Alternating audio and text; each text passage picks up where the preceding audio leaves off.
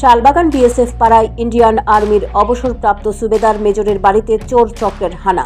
এ নিয়ে 3 বার এই বাড়িতে চুরির ঘটনা। পুলিশের ভূমিকা নিয়ে প্রশ্ন।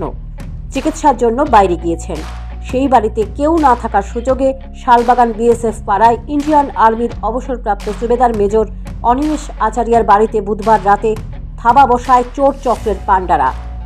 জানালার রড কেটে ঘরের ভিতরে প্রবেশ করে চোরের দল নিয়ে যায় স্বর্ণালংকার, ওয়াটার পাম্প, 3টি গ্যাস সিলিন্ডার, ঠাকুরের পেতলের জিনিসপত্র, নগদ অর্থসহ প্রায় 1,50,000 টাকার সামগ্রী। বৃহস্পতিবার সংবাদ মাধ্যমের মুখোমুখি হয়ে জানান ইন্ডিয়ান আর্মির অবসরপ্রাপ্ত সুবেদার মেজর অনিমেষ আচারিয়া।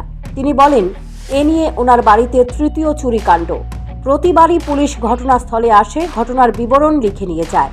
আজ পর্যন্ত ওনার কোনো চুরি যাওয়া সামগ্রী কিংবা চোরকে গ্রেফতার করতে পারেনি পুলিশ। 1 তারিখ কলকাতা গেছিলাম আমার এই লেগে কি জানি তোমার অপারেশনের লেগে আমার একটা গ্যাস্ট্রো প্রবলেম ছিল।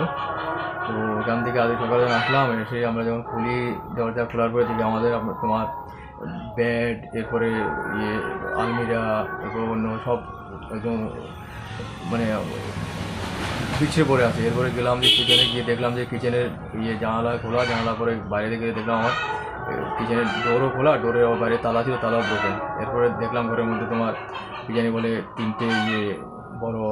তিনটে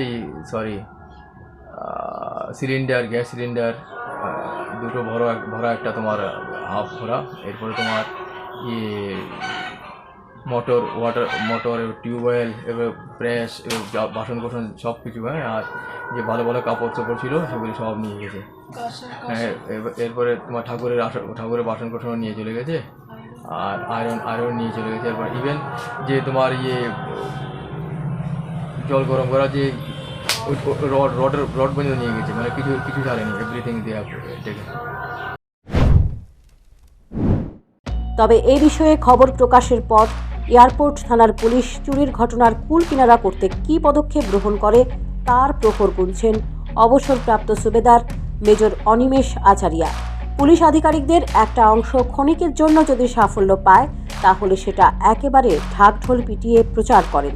অথচ এক বাড়িতে 3 বার চুরি হয়েছে, তার তদন্ত করে এই চক্রের পাণ্ডাদের গ্রেপ্তার করতে পারছে না, এমনকি চুরি যাওয়া সামগ্রী উদ্ধার করতে পারছে না।